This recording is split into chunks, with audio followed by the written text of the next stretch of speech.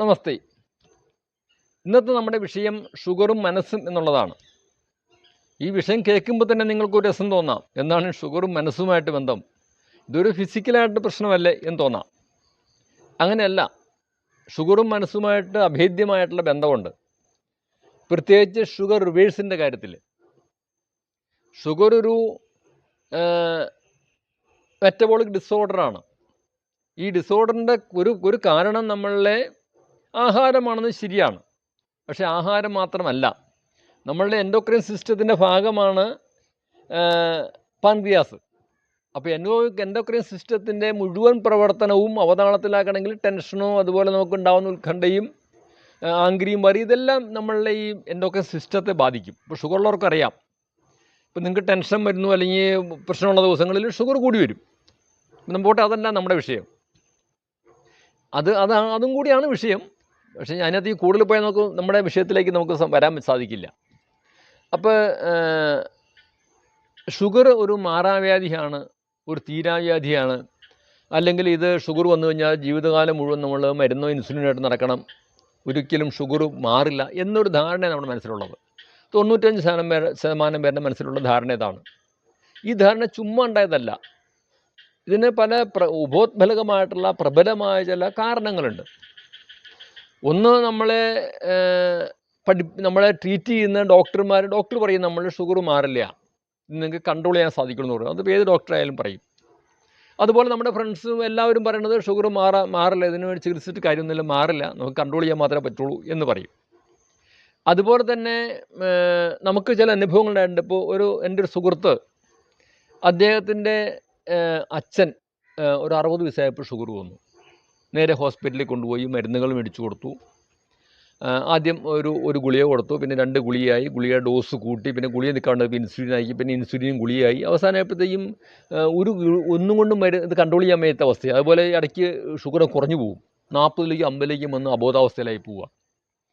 അതുപോലെ തന്നെ അദ്ദേഹത്തിൻ്റെ കാലിന് പെരുപ്പ് വന്നു, കാലിന് മരപ്പ് വന്നു, ചെരുപ്പൊക്കെ ഇടയ്ക്ക് ഊരിപ്പോവും, അറിയില്ല, മുറിവ് വന്നാൽ ഭേദമാവാത്ത അവസ്ഥ വന്നു, പോച്ചിൽ കാരണം പലപ്പോഴും കിടന്നുറങ്ങാൻ വയ്യാത്ത അവസ്ഥ, പിന്നെ റെറ്റിനോപ്പതി, കണ്ണിന് കാഴ്ചക്കുറവുണ്ടായി അവസാനമായപ്പോൾ. അപ്പോൾ ഇങ്ങനെയൊക്കെയാണ് അദ്ദേഹത്തിൻ്റെ അവസാന കാലത്തേക്ക് പോണത്.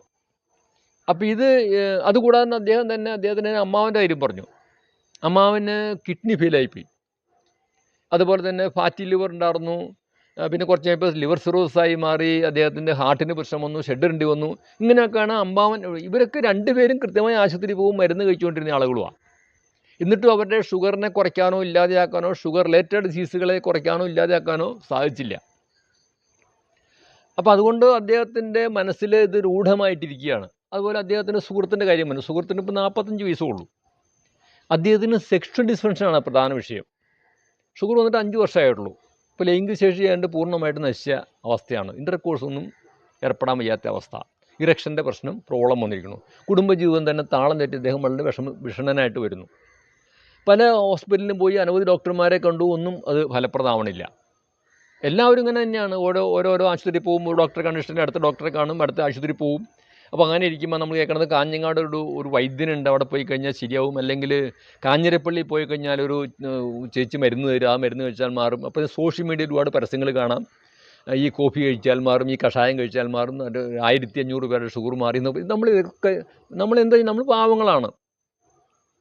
സാമ്പത്തികമായ പാവത്തെക്കുറിച്ചല്ല, അപ്പോൾ എങ്ങനെയെങ്കിലും രോഗം മാറാൻ വേണ്ടി ഓടി നടക്കുന്ന ആളുകൾ. എങ്ങനെയെങ്കിലും എൻ്റെ രോഗം ഒന്ന് മാറിയാൽ മതി, കുറഞ്ഞാൽ മതി, നമ്മൾ ഇവരൊക്കെ പരീക്ഷിക്കും. അവസാനം നമ്മൾ ഓർക്കും ഇതൊക്കെ പറ്റിപ്പാണ്, അതുകൊണ്ട് പ്രയോജനമില്ല എന്നുള്ള ഒരവസ്ഥയിൽ എത്തിച്ചേരും, ഒരു തീർപ്പിൽ എത്തിച്ചേരും. ഇങ്ങനെയുള്ള ആളുകളാണ് നമ്മൾ ഈ ഷുഗർ റിവേഴ്സ് ക്യാമ്പിനെ കുറിച്ച് നമുക്ക് പറയാൻ. ഇങ്ങനെയുള്ള ആളുകളാണ് ഷുഗർ റിവേഴ്സ് ക്യാമ്പിനെ കുറിച്ച് പറയാനുള്ളത്. അപ്പോൾ അവരുടെ അടിമുടി അവിശ്വാസമാണുള്ളത്. എല്ലാവരെയും അവിശ്വസിക്കുന്ന അവസ്ഥയാണ്. പക്ഷെ നമ്മൾ ചിന്തിക്കേണ്ട ഒരു കാര്യം, എന്തുകൊണ്ടാണ് ഷുഗർ മാറാത്തത്? ഈ പറഞ്ഞ ആളുകളൊന്നും ഷുഗർ മാറാനുള്ള ഒരു മരുന്നും കഴിച്ചിട്ടില്ല. ഷുഗർ എന്ന് പറഞ്ഞാൽ ബ്ലഡിലെ ഷുഗർ മാറാനുള്ള മരുന്നല്ല, അത് കുറയുന്നുണ്ട്. ഇൻസുലിൻ എടുത്താലോ ഗുളിക കഴിച്ചാലോ ബ്ലഡിലെ ഷുഗർ കുറയും. ബ്ലഡിലെ ഷുഗർ കുറഞ്ഞാൽ ഷുഗറിന് രോഗം കുറയുന്നില്ല. രോഗം പാൻക്രിയാസിനെ ബാധിക്കുന്നത്. ഇപ്പോൾ നമ്മളുടെ ഡയബറ്റിസ് മെലിറ്റസ് എന്ന രോഗത്തിൻ്റെ ലക്ഷണമാണ് ബ്ലഡിൽ ഷുഗർ കൂടുക എന്നുള്ളത്. ഈ രോഗലക്ഷണത്തെ നമ്മൾ കുറയ്ക്കണത്. രോഗലക്ഷണത്തെക്കുറിച്ച് രോഗം കുറയാൻ പോകുന്നില്ല, രോഗം കൂടിക്കൊണ്ടിരിക്കും. ഇപ്പോൾ ഏതൊക്കെ മരുന്ന് കഴിച്ചാൽ നിങ്ങളുടെ ബ്ലഡിൽ ഷുഗർ കൂടുതലായിരിക്കും. ഷുഗർ കൂടുതലാകുമ്പോൾ അനുഗുണമായിട്ട് ഇൻസുലിനും കൂടുതലായിരിക്കും. ഇൻസുലിൻ കൂടിയിട്ടല്ല, ഇൻസുലിൻ കുറഞ്ഞിട്ടല്ല ഷുഗർ ഉണ്ടാവുന്നത്. 95% പ്രമേഹ രോഗികളുടെയും പ്രശ്നം ഇൻസുലിൻ്റെ കുറവല്ല, ഇൻസുലിൻ്റെ ക്വാളിറ്റി കുറവാണ്. അപ്പോൾ ഇൻസുലിൻ എന്ന ഹോർമോൺ വെട്ടി കൂടിയിരിക്കും. ഏത് ഹോർമോൺ കൂടിയാലും കുറഞ്ഞാലും നമുക്ക് ആരോഗ്യക്ഷയം ഉണ്ടാവും. നമ്മളെ ബ്ലഡ് വെസൽസിനെ വീക്കാവാൻ കാരണമായി തീരും, ആരോഗ്യം ക്ഷയിച്ചു പോകും. അതുപോലെ തന്നെ ഷുഗർ കൂടിയിരുന്നാൽ അതും നമ്മളുടെ എൻഡോത്തീലിയൻ ഡിസ്പെൻഷൻ്റെ ഞരമ്പുകളൊക്കെ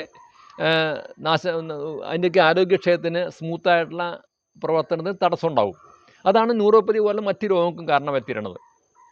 അപ്പോൾ ഇതിപ്പോൾ നമ്മൾ കൃത്യമായി ട്രീറ്റ് ചെയ്താലും ഉണ്ടാവുന്ന കാര്യം അത്. കാരണം ഡോക്ടർമാരെ കുറ്റം പറഞ്ഞിട്ട് കാര്യമില്ല, അവർക്കൊന്നും ചെയ്യാൻ സാധിക്കില്ല പല കാര്യങ്ങളിലും. ഇപ്പോൾ നമ്മുടെ നെഫ്രോൺസ് പോയി, അല്ലെങ്കിൽ നമ്മുടെ ന്യൂറോൺസ് പോയാൽ പിന്നെ ലോകത്ത് ആർക്കും ശരിയാക്കി എടുക്കാൻ സാധിക്കില്ല. കാരണം അത് ന്യൂറോൺസ് രണ്ടാമതൊരു ജനറേഷൻ ഉണ്ടാക്കിയെടുക്കൽ സാധിക്കില്ല. റെറ്റിനയിൽ ചില സെല്ലുകൾ പോയാൽ പിന്നെ മാറ്റിയെടുക്കാൻ പറ്റില്ല.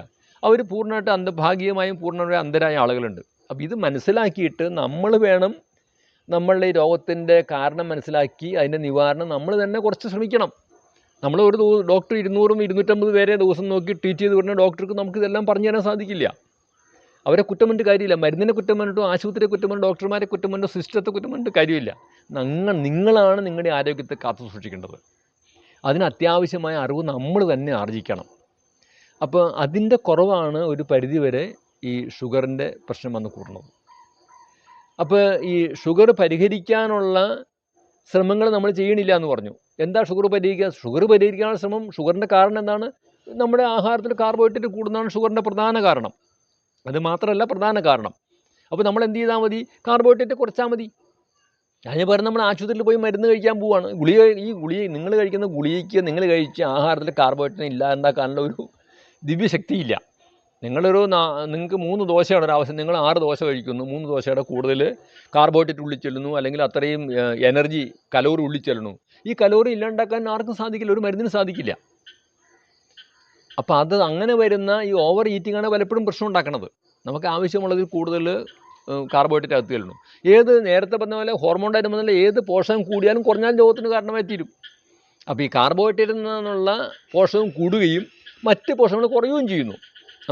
നമ്മുടെ ഡയറ്റ് പലപ്പോഴും ബാലൻസ്ഡ് അല്ല. മലയാളി സംബന്ധിച്ചിട്ട് അതിൻ്റെ ഒരു മുഖ്യ ഭാഗം ഈ അരിയും അതുപോലെ ഗോതമ്പുമാണ്. പിന്നെ ഇപ്പോൾ ഓട്സിൽ നിന്നൊരു പരിഷ്കാരത്തിലേക്ക് പോയിട്ടുണ്ട്, ചിലർ മില്ലറ്റിലേക്കും പോയിട്ടുണ്ട്. എന്തായാലും ഇതെല്ലാം ഈ ധാന്യങ്ങൾ എല്ലാം കാർബോഹൈഡ്രേറ്റ് തന്നെയാണ്. ഈ ഓവറായിട്ടുള്ള കാർബോഹൈഡ്രേറ്റാണ് ഒരു പരിധിവരെ നമ്മൾ ഇതുപോലെ ഈ രോഗത്തിന് ആരോഗ്യക്ഷയത്തിനും കാരണമാക്കി തീരുന്നത്. അപ്പോൾ അതിന് പരിഹാരം നമ്മൾ ചെയ്യുന്നില്ല. പച്ചക്കറികളിലേക്കോ മറ്റു കാര്യങ്ങളിലേക്കോ ഫ്രൂട്ട്സിലേക്കോ നമ്മൾ തിരിയണില്ല. അപ്പോൾ അതുകൊണ്ടാണ് ഷുഗർ ഇത്രയും കൂടുന്നത്.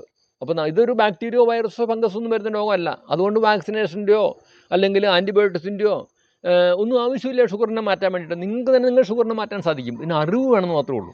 ഈ അറിവില്ലായ്മയാണ് വിഷയം. അറിവാണ് ആരോഗ്യം, അറിവില്ലായ്മയാണ് രോഗം. അറിവുള്ള മാർഗ്ഗത്തിൽ പോകും, സുഖം സന്തോഷമായിട്ട് ജീവിക്കും. അറിവില്ലാത്തവർ ഇങ്ങനെ ആശുപത്രി കയറി ഇറങ്ങും, കിട്ടുന്ന പാടുപെട്ടുണ്ടാക്കിയ പണം മുഴുവൻ കൊണ്ടൊന്ന് മരുന്ന് മേടിക്കാൻ വേണ്ടി ചിലവഴിക്കും. അപ്പോൾ ഈ അറിവ് പങ്കുവെക്കലാണ് ഞങ്ങൾ ഇതുകൊണ്ട് ഉദ്ദേശിക്കുന്നത്. എൻ്റെ ഈ സ്പീച്ചിൻ്റെ ഉദ്ദേശം ഇത് തന്നെയാണ്. നിങ്ങൾ നിങ്ങളുടെ ബുദ്ധി കൊണ്ട് ചിന്തിക്കുക, നിങ്ങൾ സ്വയം ഒന്ന് ആലോചിക്കുക. അപ്പോൾ നിങ്ങളുടെ രോഗത്തെക്കുറിച്ച് നിങ്ങൾക്ക് തന്നെ പല കാര്യങ്ങളും പിടുത്തം കിട്ടും. അപ്പോൾ അതുകൊണ്ട് നമ്മൾ ഈ പോകുന്ന വഴിയിൽ നിന്നും മാറി ചവിട്ടാൻ തയ്യാറാവും. ഈ വഴിയുള്ള പോയ നമ്മുടെ അച്ഛനും അമ്മാവനും നമ്മുടെ സുഹൃത്തിനും മാറിയിട്ടില്ലല്ലോ. അപ്പോൾ നമുക്ക് ഷുഗർ വരും, നമ്മൾ എന്ത് ചെയ്യും? നമ്മൾ ഈ വഴിയിൽ നിന്ന് വേറെ വഴിയുണ്ടോ എന്ന് അന്വേഷണം നടത്തും. അപ്പോഴാണ് നമ്മൾ ഈ പ്രകൃതിയുടെ മാർഗ്ഗം, നേച്ചർ ലൈഫിൻ്റെ മാർഗ്ഗം കാണുന്നത്. ഈ മാർഗ്ഗം ഒരു രാജ്യമാർഗ്ഗമാണ്. നിങ്ങളുടെ ഷുഗറിനെ കുറയ്ക്കാനും നിങ്ങളുടെ ഷുഗറിനെ ഇല്ലാതെയാക്കാനും നാളെ നിങ്ങൾക്ക് മരുന്നില്ലാതെ ജീവിക്കാനും ആവശ്യമായൊരു വഴിയാണിത്. ഇത് വളരെ ഈസി, വളരെ ചിലവ് കുറഞ്ഞ മാർഗ്ഗമാണ്. ഇതിന് ഒരു കൺസൾട്ടേഷൻ ഫീസൊന്നും കൊടുക്കേണ്ട ആവശ്യമില്ല. നിങ്ങൾക്ക് വീട്ടിലിരുന്ന് ചെയ്യാവുന്ന മാത്രമേ ഉള്ളൂ. ഏറ്റവും ലഘുവായ, യാതൊരു സൈഡ് എഫക്റ്റും ഇല്ല. അത്തരമൊരു മാർഗ്ഗമാണ് ഞാൻ ചൂണ്ടിക്കാണിക്കുന്നത്. ഇങ്ങനത്തെ മാർഗ്ഗങ്ങളുണ്ട്. പക്ഷേ ഇതിന് മാർക്കറ്റ് വാല്യൂ കുറവാണ്. ഇതിന് വലിയ അഡ്വർടൈസ്മെൻ്റ് ഒന്നും ഉണ്ടാവില്ല. അതുകൊണ്ട് നമ്മുടെ വലിയ വലിയ ആശുപത്രികളൊക്കെ മാനം മുട്ട ഉയരത്തുള്ള ആശുപത്രികളുണ്ടാവില്ല. അതുപോലെ അമേരിക്കയിൽ പോയിട്ടൊന്നും പഠിച്ചൊന്നും ഡോക്ടർമാരുണ്ടാവില്ല. അത് മാത്രമേ ഉള്ളൂ. പക്ഷേ ഇത് വളരെ ഒരു ഫലപ്രദമായിട്ടുള്ള ഒരു സിസ്റ്റമാണ് ഈ നേച്ചർ ലൈഫ്. അപ്പോൾ ഇതിനെക്കുറിച്ച് നിങ്ങളൊന്ന് ആലോചിക്കണം, പഠിക്കണം. അപ്പോൾ ഷുഗർ മാറില്ല, എൻ്റെ മരുന്ന് എനിക്ക് ജീവിതകാലം മുഴുവൻ മരുന്ന് നിർത്താതെ മുമ്പോട്ട് പോകേണ്ടി വരും എന്നുള്ള ആ ഒരു ചിന്ത നിങ്ങൾ ഉപേക്ഷിക്കുക. നിങ്ങളുടെ മനസ്സിൽ നിന്ന് അത് എടുത്തു മാറ്റുക. അതിന് സാധിക്കും. ഞാൻ 100 കണക്കിന് ആളുകളെ ഈ ക്യാമ്പിൽ കൊണ്ടുവന്ന് ഷുഗർ കുറച്ചും ഷുഗർ മാറ്റിയും അതായത് മരുന്ന് മാറ്റിയും ജീവിപ്പിക്കുന്നുണ്ട്. അതുപോലെ ഈ കാലം ഇങ്ങനെയുള്ള ആശുപത്രി പോയി മാറില്ല എന്ന് അവർക്ക് സംശയമുള്ള രോഗങ്ങളൊക്കെ മാറി സുഖമായിട്ട് ആളുകൾ ജീവിക്കുന്നുണ്ട്. അപ്പോൾ അങ്ങനെ ഒരു സിസ്റ്റം ഉണ്ട് എന്ന കാര്യം നിങ്ങൾ മനസ്സിലാക്കാൻ വേണ്ടിയാണ് ഞാനിത് പറഞ്ഞത്. നിങ്ങളുടെ ബുദ്ധി ഉപയോഗിച്ച് നിങ്ങൾ ചിന്തിക്കുക. നിങ്ങളുടെ യുക്തിക്കും ബുദ്ധിക്കും നിരക്കുന്നതാണെങ്കിൽ നിങ്ങൾ ഈ മാർഗ്ഗത്തിലേക്ക് കുറച്ച് തിരിയുക എന്നാണ് എനിക്ക് ഈ സായാഹ്നത്തിൽ പറയാനുള്ളത്.